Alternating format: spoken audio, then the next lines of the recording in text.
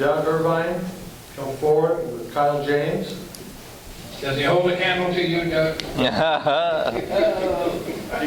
That's his candle. Kyle, it is indeed a pleasure for us to welcome you here today to the Pioneer Lions. You're joining the largest service organization in the world with 1.35 million lions, 46,000 lion clubs and lioness clubs in 210 countries. Depending on what's going on in the Middle East, it might be 211 or 209. We don't really know. So our organization began basically in 1917 when a Chicago businessman by the name of Melvin Jones got together with some of his business compatriots and said, we need to be giving back to our community. Well, that's where Lions Club International was born, essentially that year. In 1925, they held a convention, and their guest speaker was Helen Keller. And she challenged the Lions at that convention to become knights for the blind and to bring them out of their darkness. This candle that you have in your hand will represent that glow from you as you become a new member and then become a lion. You'll join as a member, but we want you to become a lion. And this will represent that challenge. If you look on the flags back here, the banners, you'll see the large letter L enclosed with a gold ring with a lion's head facing forward and a lion's head facing back. That represents strength and unity. The lion's head facing backward is looking at our accomplishments.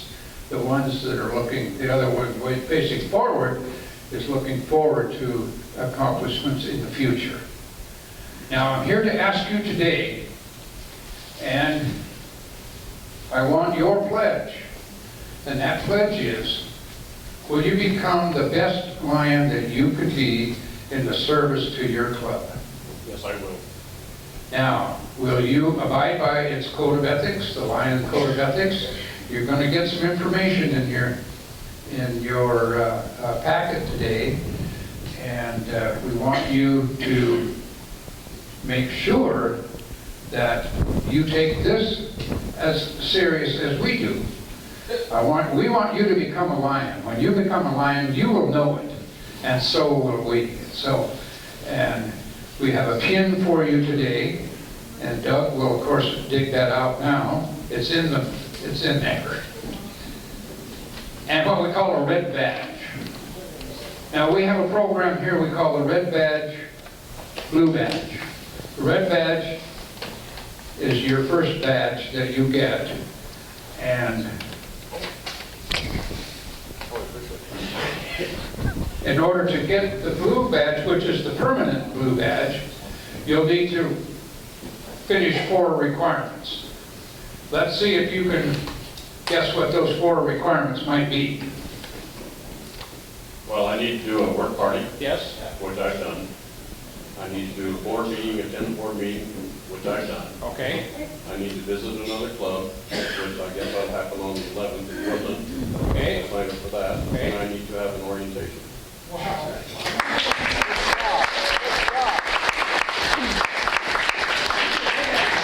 Lions, you'll notice that he didn't require the help of his mentor and his sponsor. I'm not so sure the sponsor would have known anyway. Doug didn't remember. We've been working on this. Yes, well, it is indeed. We want you to make an effort now to meet all of the lions that are in this room. Make an effort, and if you don't, I challenge you, Doug, to take him around and introduce him to all the members. That's how you get to know people, and Don't be afraid to sign up for any of those work parties. That's how we all get along. The next person you want to see after today will be Marilyn. She has the clothing. We're the club that's known for our yellow jackets. We're not the naked. No. But anyway, make sure that you have a chance to take advantage of that. And we are proud to wear our clothing and represent Lions. We're proud, and we want you to be proud as well, to wear your Lion pin. People will ask you, what is that? That's the pin that represents my service to Lions. We help people. Now, Pioneer Lions, and you in particular, membership chairman for the district, will you assist in making this a true Lion in our Pioneer clubs? Yes. Yes. We can ask for no more. Congratulations to you, sir.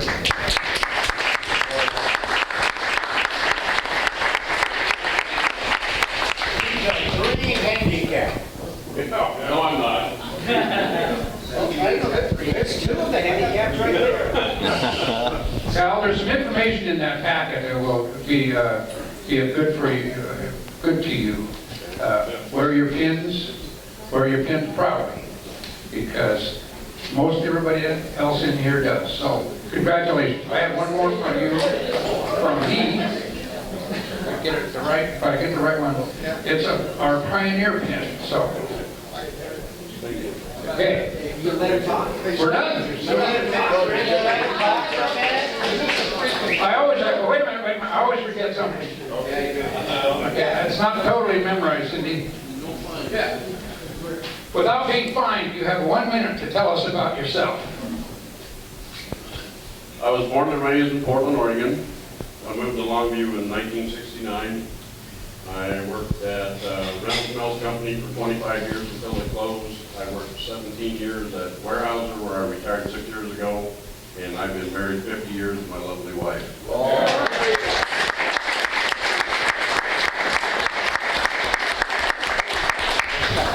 Thank you. All right. Thank you very much. Welcome aboard, Kyle. Thank you. Watch your chair, Kyle. Don't do it around here. We should shut down warehouse, right? Okay, now it comes time for our program, and I'm excited to see that we have our program sheriff here today. I had a perfect attendance pin for him, but I think it's been retracted. Sorry. So without further ado, I'm going to turn this over to Alex Nelson.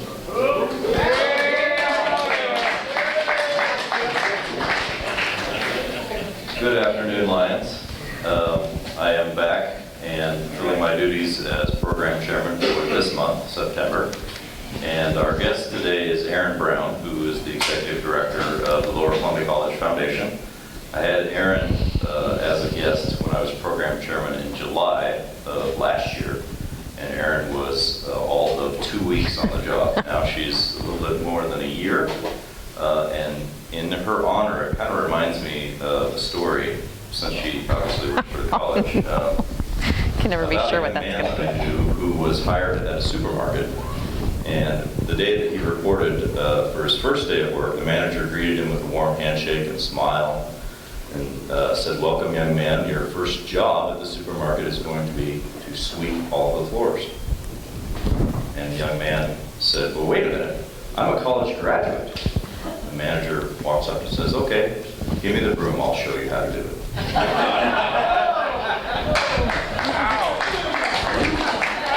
Really? Erin, as I mentioned, is the executive director of the Lower Columbia College Foundation. She came to us from the Washington Trustees Association for Community and Technical Colleges. She is a fighting gooey duck from, where's Phil Olson when we need him? He's laid up, yeah. Erin earned a bachelor's in public administration from Evergreen State College. She's currently attaining her master's at Western Governors University. Will be done hopefully soon. May. And I want to say something really personal about Erin. She couldn't have arrived at a better time for the foundation. I'm a board member at the College Foundation, and it was a critical time for some new blood at the foundation. The school is kicking off 2 huge capital campaigns, which you see evidence of at the school, at the Health Sciences Building. The next big capital campaign in partnership with that is the remodel of the gym and the fitness center. And I'm going to let Erin tell you about the 3rd big initiative that's coming up. But without further ado, please welcome Erin Brown. Thank you.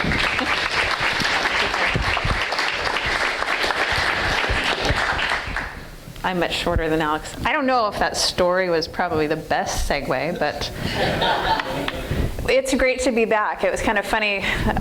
I'm thinking as I was listening to your initiation of your seal about the lion looking forward and the lion looking back, and I think this time last year I was the lion looking scared because I hadn't quite had, I had 13 years of public policy work, actually, not only working with the trustees, but at the State Board for Community and Technical College was where I did research and legislative advocacy. I hadn't actually run a foundation before. So I came into the job pretty much scared about how I was going to pick it up and run with it, and realizing that if you build a good plan, the rest should follow, right? So it's really interesting and it's great, and it's exciting to be here a year afterwards to finally be able to take a look back at the year, knowing that we still have some challenges ahead, but then to also celebrate with you some of the successes we've had, because it has been a pretty monumental year for us at the college. For those of you, all of you, I want to say thank you first of all for your support of your annual scholarship through the foundation. Traditionally, that's where the community has had its most connectivity with the college, is how to help individual students. There are service clubs and individuals that support nearly $260,000 worth of scholarships every year. I can't tell you enough how much those are needed, and I'm very pleased that I'll be able to introduce to you at the end of my talk your scholarship recipient this year. So Sophie Schulda is here, and I will introduce her shortly, and I know she'll want to thank each and every one of you personally as well. But it is an interesting time. So coming from the state system, where I have been watching the state of higher education eroding for the last 10 years, to come to a campus and finally be able to hit the ground and actually do something in a community has been incredibly rewarding and very exciting for me. As Alex said, we have some pretty big initiatives going on at the campus. So for those of you that may be driving along, you're seeing that we've got a beautiful 69,000 square foot building going up. Our health and science building should be done hopefully early in the spring. We'll be moving our nursing program in there, and the rest of those programs will have our hard and soft sciences. Anything that needs a lab and a ventilation will be on that top floor. Physical sciences on the ground floor, and the nursing will have a brand new wing. To answer one questions that everybody has about the nursing program, about building capacity. So what you do need to know is that while we have a beautiful new building and new equipment and state-of-the-art equipment in that building, it is not going to necessarily build our capacity. That is actually limited by the state and by clinical sites. So it's one of the questions I'm asked often, so I thought I would throw that out there.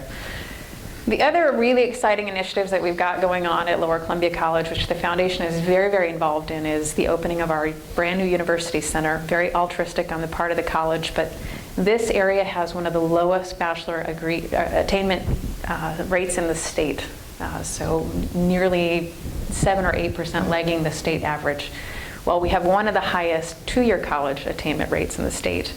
One of the things that we knew we needed to do locally is to build a pathway for those students that have finished a 2-year college degree and need to continue on to a 4-year college degree, but can't afford to go an hour south. As someone who drives every day an hour north, I can tell you I spend about $5,000 on gas every year. Now I have a full year to actually amortize that out. Most of our students can't afford to drive to Vancouver or to drive up to Olympia or anywhere closer where you can get a 4-year degree. It is really exciting that we're going to have partnerships with both Eastern Washington University, Concordia. We have existing agreements with City University, and we're hopefully bringing on WSU Vancouver very soon for a nursing cohort. So our nursing students will now have an opportunity to receive their BSN right here in Longview without ever leaving the community, which is great for our economic development, great for the community enrichment, and great for us building pipelines into the future.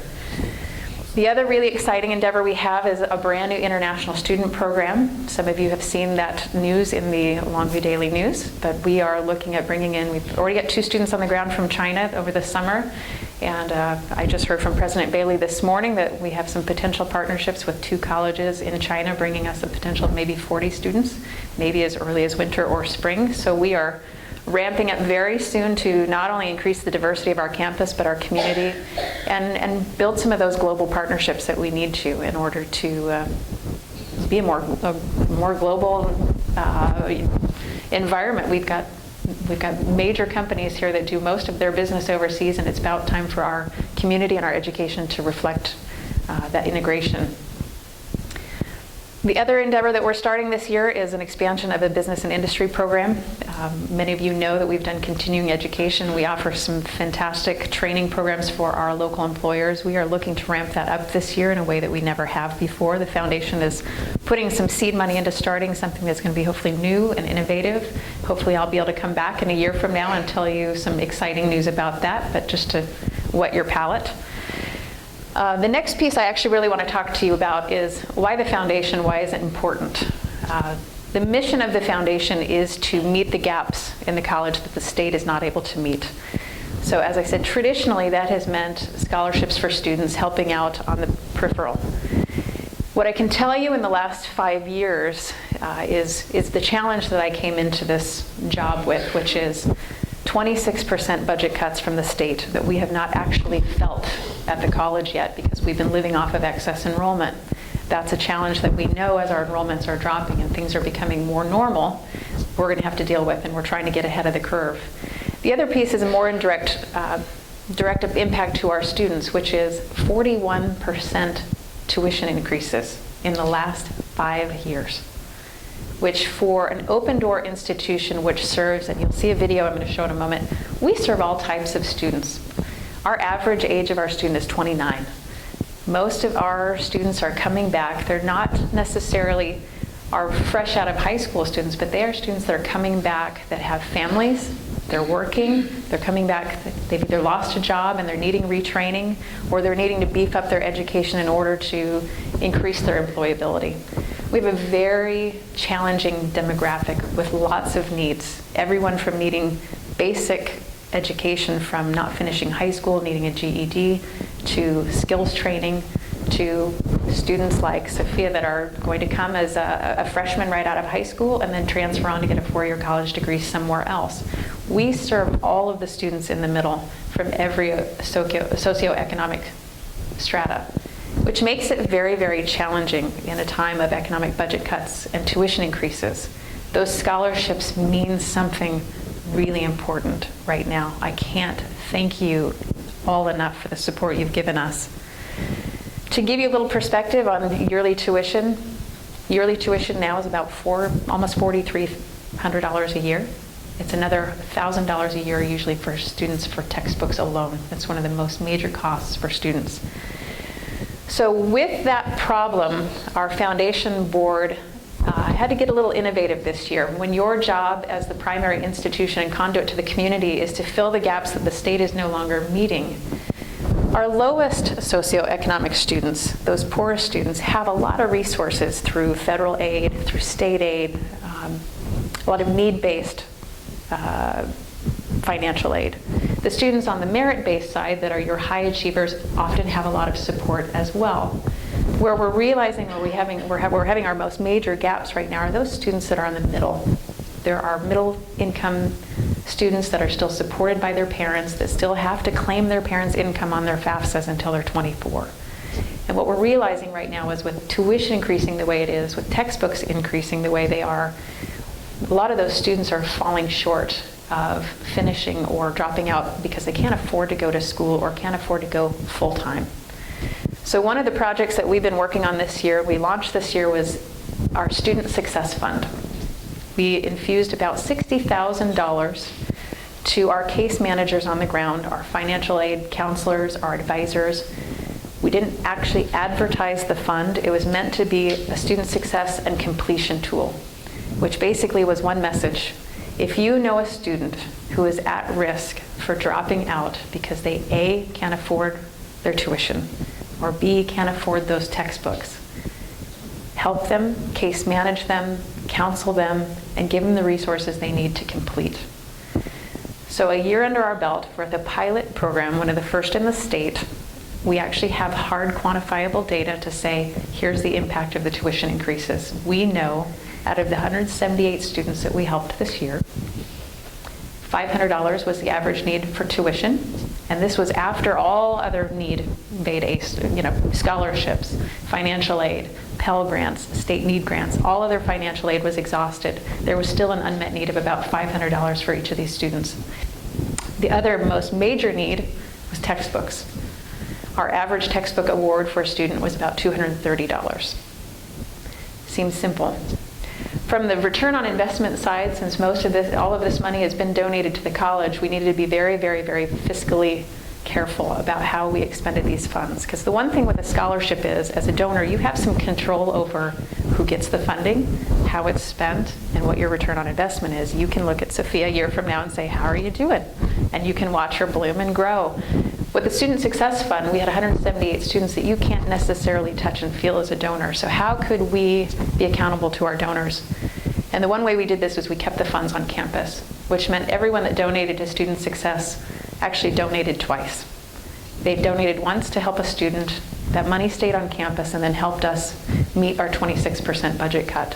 So it was money once to help a student and money once to help the campus, which is a pretty good deal for a donor to be able to say, if you donate $100, you really just donated $200. You helped a student and you helped the campus. So without further ado, I don't know if Alex, if you can load us up. I just wanted to show you briefly kind of a year in success. And if you'll notice in the video, kind of the diversity of our students, which is interesting.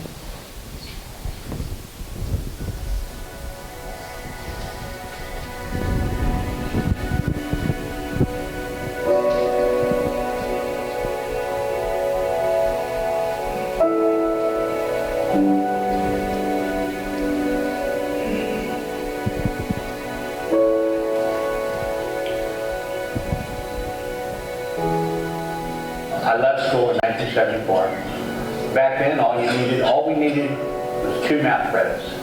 And the only thing I really paid much attention to was simple geometry because I like to build things. And the difference between that and college algebra is when you talk about quantum leap. When I applied for financial aid, I was denied. I was denied because of a grade point average that was a quarter of a century old. I appealed that and got enough financial aid to cover my tuition, but there was nothing left for books. I was about 3/4 from getting my associates when my marriage fell apart. So I became a single mom and realized that for me to continue on the path that I had started with my associates and to go on to my bachelor's and further as a single mom was really not financially doable. At the end of winter quarter, I realized that my classes for spring were not going to line up with my hours at 2 of my 4 jobs. I kind of freaked out and started writing emails and looking for different ways that I could finish doing what I was doing and still live. I was 42 when I started college, and I had no idea what I was doing. I was trying to get into financial aid, which, because of a prior class I took, say 9 years ago, my GPA was too low. And I couldn't afford to take the 5 credits I needed to be where I could go into financial aid. I got books through the Student Success Fund. It's beyond my comprehension trying to get good grades with no textbook. Really look at it, it was the Student Success Fund that stood between me and failure. I was told by my academic counselor to go into student success and see what they could do to help me. They were able to help me cover all of my books for spring and cover 5 of my credits. Now, that amount is 1 month's rent for me and my kids, so that gives me a month cushion, and I can move myself forward, whereas I couldn't have done it without it. I kind of just stumbled across the Student Admission Center and found out that there was a grant that was offered through the foundation, and ended up getting awarded, and it paid for the 5 credits and the books and everything. I ended up getting a B and my GPA up high enough to be able to get my financial aid.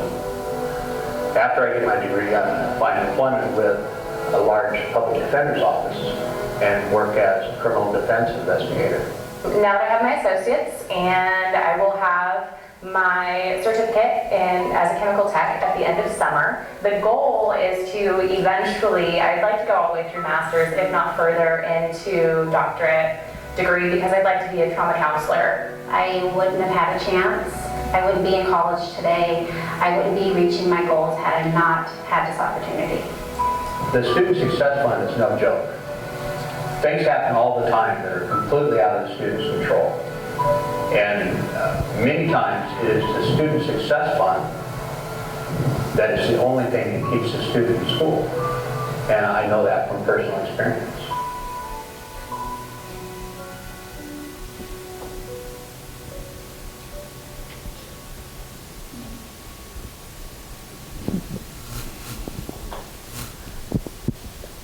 So as you can see, we've got a pretty large diversity. One more stumbling block, speaking of barriers that we just learned, is, granted I love the college I'm going to for my MBA right now, but because they have now been issued the ability to also receive state need grants, our college has been hit. In fact, to the point of $500,000 less state need grant that our students will be getting this year alone. So I can already tell you that our counselors and advisors on campus are already panicked about how we are going to meet a lot of this unmet need for students that rely on this money literally to finish their education. And many of them, this is their first shot, and sometimes their only shot. So one of the things the foundation is doing is looking for sustainability. One of the major problems that we have with any time a grant or a major funder comes in is they throw a lot of money at a problem and they expect you to solve it and they expect you to keep it sustainable. So one of the things that we're working on through the foundation office is how to make the Student Success Fund sustainable so that we can always offer this, the same way that we do our endowed scholarships. We're looking actually through our campaign this year, over about a 5-year period, to raise $1.5 million, which is very lofty. It's about $300,000 a year, plus a little bit additional to actually keep the fund funded every year. And then the board is going to temporarily restrict that, and we'll invest that, and it should give us about 50 to 60 and more an interest every year that we can actually put into this project that we don't have to fundraise for after 5 years from now, and we'll keep this program into perpetuity. The hope is those students that have been helped through this fund eventually, through our alumni efforts, will give back. Many of them, I'm hoping, will be able to give back to the tune of much more than their return, the return on the investment is, which is a lot of the way that philanthropy works, is that hopefully you do a good deed now and it will come back to you in time.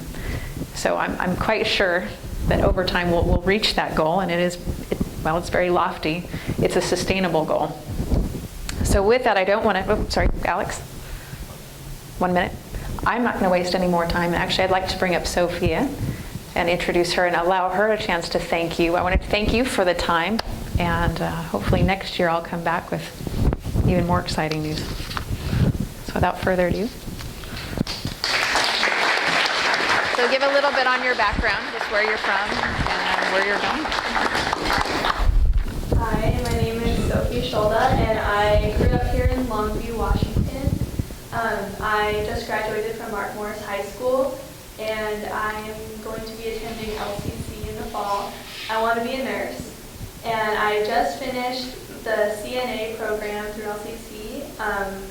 The next step now is I have to take the state test, and I'll be a certified nursing assistant.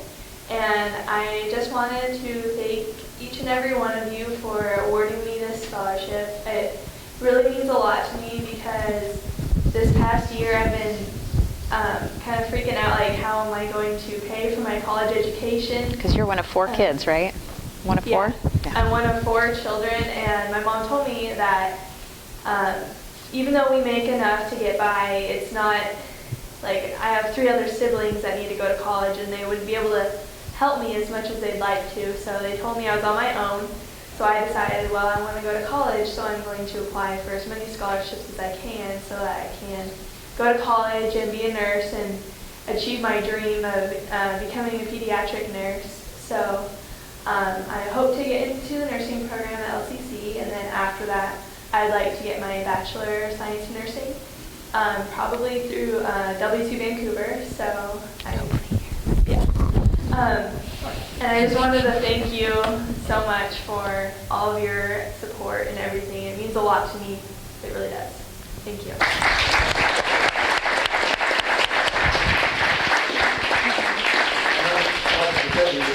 From the Lions Club, so thank you for coming to our meeting today and giving us that nice talk. Thank you very much.